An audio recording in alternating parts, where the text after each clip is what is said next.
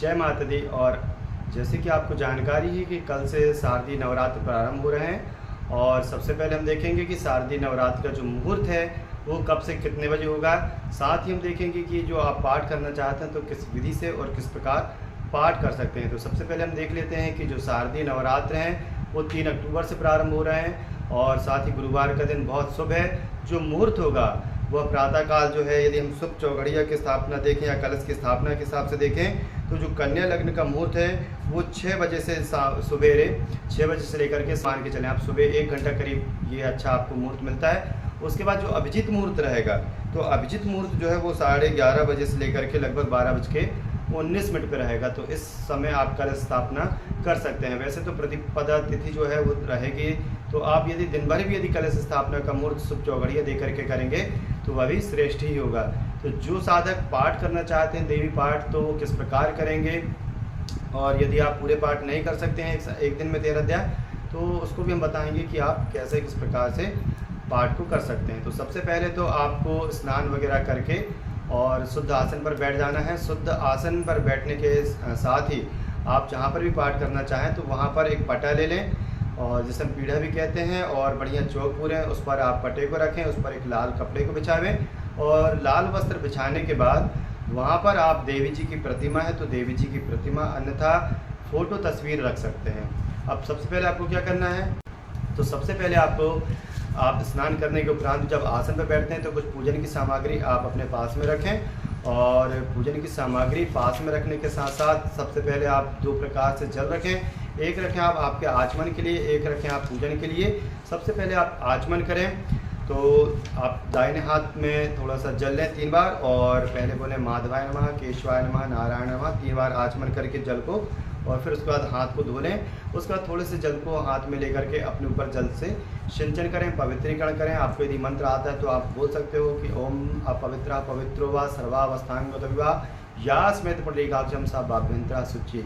अन्यथा यदि आपको मंत्र नहीं आता तो आप केवल जल से अपने ऊपर सिंचन कर सकते हैं। सबसे पहले आप पवित्रीकरण करें और पवित्रीकरण करने के पश्चात जो आपने सामने पटा बिछाया है उसके ऊपर आप देवी जी की प्रतिमा रखें। एक नारियल का कलश बना करके उस पर रख लीजिए। नारियल के कलश में स्वास्तिक का चिन्ह बनाएं और नारियल के जो कंठ है उस पर आप धागा या वस्त्र लपेट सकते हैं। नारियल में भी वस्त्र लपेट दें और इसके बाद जो है स्वास्तिक बना दें। साथ में आप सिक्का सुपारी से संकल्प कर लें, वही आपके संकल्प के गणेश जी जाएंगे। अन्यथा आपके पास यदि गणेश जी की प्रतिमा है, मूर्ति है, तो वो भी आप वहाँ रख सकते हैं। गौरी का स्थापन करें, गौरी का स्थापन भी आप सिक्का सुपारी के माध्यम से कर सकते हैं। अन्यथा आप गोबर की गौरी बना करके रख सकते हैं। तो आपको जो 3 चीज़ें बनानी है वो आपको सबसे पहले गणेश जी सिक्का सुपारी से, अन्यथा जो प्रतिमा मूर्ति है वो रख सकते हैं। साथ में गौरी जी की प्रतिमा रखें और कलश का स्थापन करें। कलश आपको नारियल का बनाना है, नारियल के कलश का स्थापन करें। साथ में आपको एक दीपक जलाना है, अखंड दीपक, और वो आप घी का जलाएं।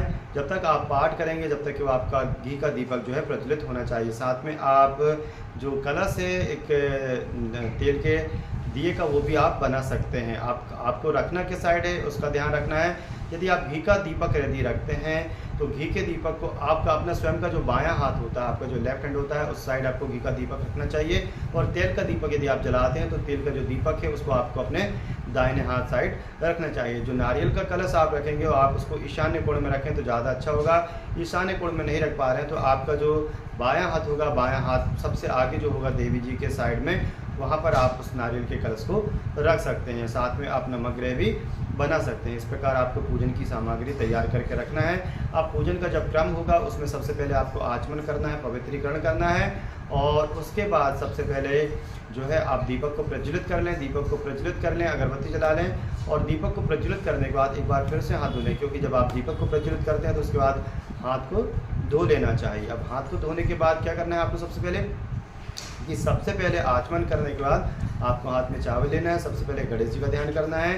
तो जो आपके सिक्का सुपारी वाले जो गणेश जी या आपकी जो गणेश जी की प्रतिमा है, मूर्ति है, उसका संकल्प करें। यदि आपको गणेश जी का मंत्र आता है तो आप गणेश जी का मंत्र बोलें, अन्यथा किसी पुस्तक से, पूजन की पुस्तक उसमें से देख के बोल सकते हैं। अन्यथा आप केवल ओम गंग गणपति नमः के करके और भगवान गणेश जी पे चावल अक्षत जो है वो छोड़ दीजिए।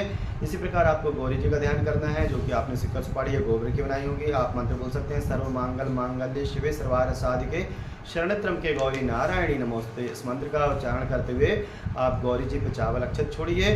इसके बाद आप कलश का ध्यान करें, कलश का स्मरण करें, हाथ में अक्षत लें, कलश का ध्यान करें। मंत्र आवे तो मंत्र के साथ करें, अन्यथा थोड़े से कलश देवता को प्रणाम, मैं कलश देवता को प्रणाम करता हूँ, ये करती हूँ कह करके और कलश पे जो है वो अक्षत छोड़ दें। इसी प्रकार नवग्रह का ध्यान करें। नवग्रह का मंत्र आपको आता है तो नवग्रह का प्रार्थना मंत्र भी आप बोल सकते हैं। ब्रह्मा मुरारी पांचकारी भानु सती भूमि शुतपद गुरु शुक्र शनिवार सर्वे ग्रह शांति करवंतु। इस प्रकार नवग्रह का मंत्र बोल करके और नवग्रह पर आप चावल छोड़ दीजिए।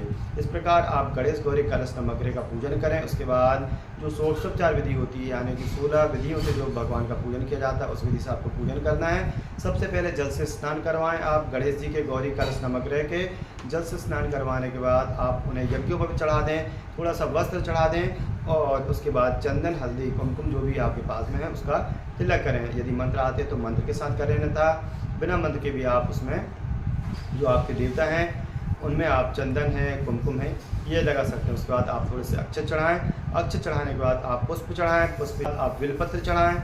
बिलपत्र चढ़ाने के बाद यदि दूबा है तो थोड़ी सी केवल गणेश जी को दूबा चढ़ाना चाहिए, अन्य किसी देवता और विशेषकर देवी जी को दूबा नहीं चढ़ती, इस बात का ध्यान रखें। और इसके बाद जो है आप चढ़ाने के बाद जो धूप दीप है आप उससे धूप दीप वगैरह जो है वो दिखा दें, अगरबत्ती से धूप दिखा दीजिए। धूप दीप के बाद जो अगला क्रम आता है वो आता है नैवेद्य का, यानी कि जो भोग है आपने जो मिष्ठान बनाया है देवी जी के लिए भगवान के लिए, वही आप गणेश गौरी कलश नवग्रह के लिए मिष्ठान का भोग लगाएं, जल का आचमन करवाएं, घंटी है तो घंटी को बजा दें। धूप दीप नैवेद्य के बाद आप जो है ऋतुफल यदि आपने बुलाए हैं, सेब है, केला है या जो भी संतरा वगैरह जो मौसमी फल मिल जाता है वो देवी जी को भोग लगाएं। इसके बाद लौंग इलायची जो है वो उनके भोग के पात्र में छोड़ दीजिए और इसके बाद कुछ दक्षिणा जो है वो आप गणेश गौरी कलश नवग्रह को चढ़ा दीजिए। इस प्रकार गणेश जी की पूजन संपन्न होती है। इसके बाद आपको देवी जी का ध्यान करना है, तो एक लाल फूल और थोड़े से हाथ में चावल लीजिए और भगवती का ध्यान करना है। भगवती का यदि आपको मंत्र आता है, जो भी मंत्र आता है वो आप बोल सकते हो। सबसे सरल मंत्र जो होता है वो होता है सर्व मांगल मांगल्ये शिवे सर्वार्थ साधिके शरणत्रम के गौरी नारायणी नमोस्ते। अन्यथा जो मंत्र है सप्तशती का वो भी आप बोल सकते हैं। विद्युत दाम शम प्रभाम प्रतिष्ठाम विषाम कन्या विकरवाल कीटोस्ताव सेविताम हस्तै से चक्र गदा से खेट विशिकांत चापम गुणम तन्यकाम सस्यधाम दुर्गाम प्रियत्रम भजे। और भगवती का इस मंत्र से भी आप जो है आवाहन कर सकते हैं। आवाहन के बाद भगवती का जो है जल से स्नान करवाएं यदि आप कच्चा दूध है, और यदि प्रतिमा है चांदी की, सोने की या अन्य किसी भी धातु की तो जल से स्नान करवाएं। अभिषेक कर सकते हैं, जल से स्नान करवाने के बाद दूध से स्नान करवा दें, दही से करा दें, दूध दही के बाद घी से, शहद से, शक्कर से और पंचामृत से। और प्रत्येक स्नान के बीच बीच में जल से स्नान करवाना अनिवार्य। इस प्रकार पांचों चीज़ों से स्नान करवा करके देवी को शुद्ध वस्त्र से पहुँच करके स्थापना कर दें, या केवल मूर्ति या प्रतिमा के लिए तो केवल जल से सिंचन कर दीजिए। जल से सिंचन करने के बाद स्नान करवाने के वस्त्र में जो भी आप लाए हैं वो वस्त्र चढ़ा दें, अन्यथा आप थोड़ा सा जो आपका धागा होगा कलाई में बांधने वाला उस कुसुम धागा को तोड़कर भी आप मौली को भी तोड़ करके चढ़ा सकते हैं। इसके बाद वस्त्र अर्पण करने के बाद चंदन है, हल्दी कुमकुम का तिलक लगाएं देवी को। उसी प्रकार जिस प्रकार हमने अभी चारों देवताओं की पूजा की थी उसी प्रकार हमें पूजन करना है। और चंदन हल्दी कुमकुम लगाने के बाद फूल बेलपत्री चढ़ाना है, दूबा नहीं चढ़ाना है। माँ जगदम्बे को लाल पुष्प माँ को बहुत पसंद है, गुड़हल का फूल जो है माँ को बहुत ज़्यादा प्रिय है तो फूल चढ़ा दें। फूल चढ़ाने के बाद जो धूप है अगरबत्ती से धूप दिखा दीजिए, दीपक दर्शा दीजिए। नैवेद्य में जो प्रसाद है मिष्ठान है उसका भोग लगा दीजिए। फिर ऋतुफल है जो वो चढ़ा दीजिए, लौंग इलायची छोड़ दीजिए इस दोनों में, और एक प्रार्थना पूर्वक नारियल लीजिए। जो भी आपके मन में प्रार्थना है संकल्प है उस नारियल के साथ वो जो है आप माँ को भेंट करें प्रार्थना पूर्वक कि माँ आज से हम आपका 9 दिवस के लिए पाठ प्रारंभ करते हैं। हमारी जो मनोकामना है उसे पूर्ण करना, धन धान से परिपूर्ण रखना, सुख समृद्धि बनाए रखना, हमारे सभी इष्ट बंधु बांधव जितने हैं सबके ऊपर कृपा दृष्टि बनाए रखना। इस प्रकार कहते हुए नारियल को भेंट कर दीजिए। अब बारी आती है पाठ की, तो पाठ किस प्रकार करेंगे, तो पाठ जो है वो आपको सबसे पहले आचमन कर तो लिया आपने, संकल्प करें पाठ का। संकल्प करने के बाद आपको जो है शापोद्धार करना चाहिए और उसके बाद जो है उत्कीलन के मंत्र पढ़ना चाहिए। साथ में कवच और कीलक है, अगला है, इसके मंत्र पढ़ना चाहिए। उसके बाद और होते हैं वो विनियोग भी करना है। इसके बाद न्यास किया जाता है। तो इसमें विभिन्न प्रकार के न्यास हैं, हृदय न्यास है, करण न्यास है, इन न्यासों को भी करना अनिवार्य है। उसके बाद एक बार माला का जाप करना चाहिए और माला को पहले शुद्ध करके जल से और माला का पूजन करके और देवी के बीज मंत्र से माला करें, एक माला। और इस प्रकार कवच अर्गला कीलक का पाठ करने के बाद एक न्यास करें, न्यास के बाद फिर माला करें और माला करने के बाद फिर आप जो है जो अध्याय होते हैं 1 से लेकर के 13 अध्यायों का पाठ किया जाता है और 13 अध्यायों के पाठ के बाद फिर एक माला की जाती है। उसके बाद रहस्य किए जाते हैं, तीनों जो रहस्य हैं उनको करने के बाद फिर क्षमा याचना की जाती है। इस प्रकार ये संपूर्ण पाठ होता है। लेकिन आप संक्षिप्त में यदि पाठ करना चाहें तो आप जो है केवल कवच अर्गला कीलक और कुंजिका का पाठ कर सकते हैं, उसके बाद क्षमा याचना कर सकते हैं। और यदि आप थोड़ा सा बड़ा पाठ करना चाहें तो आप कवच अर्गला कीलक और जो कुंजिका है ये पाठ भी कर सकते हैं। और यदि आप अध्याय करना चाहें तो किस दिन यानी जो है वो कितने अध्याय आप कर सकते हैं वह भी हम आपको बता देते हैं। तो जैसे आप यदि दुर्गा पाठ प्रारंभ करना चाहें तो प्रथम दिवस जो है तो प्रथम दिवस आप जो है पहला अध्याय कर सकते हैं, द्वितीय दिवस आप दूसरा और तीसरा अध्याय कर सकते हैं, तृतीय दिवस जो है वो माता को बहुत प्रिय जो पाठ है उनका अध्याय है वो चौथा अध्याय है, तो तृतीय दिवस आप चौथे अध्याय को पढ़ सकते हैं। चतुर्थ दिवस जो है वो 5वां, 6वां, 7वां, 8वां, तो ये जो है उत्तम चरित्र के पाठ कहलाते हैं। तो 5, 6, 7 और 8 ये जो है ये अध्याय आप चतुर्थ दिवस कर सकते हैं। पंचम दिवस आप 9वां और केवल 10वां अध्याय पढ़ें। 6वें दिन आपको 11 अध्याय का पाठ करना है। 7वें दिन आपको 12वां और 13वां अध्याय आपको करना है। 8वें दिवस जो है आपको मूर्ति रहस्य और हवन क्षमा याचना प्रार्थना करना है। इस प्रकार आप 8 दिवस में ये कर सकते हैं।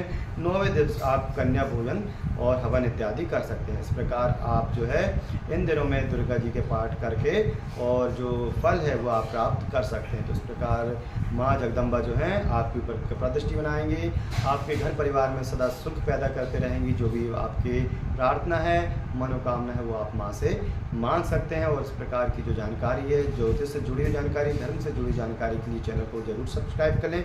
वीडियो को लाइक शेयर करना भी ना भूलें। जय माता दी।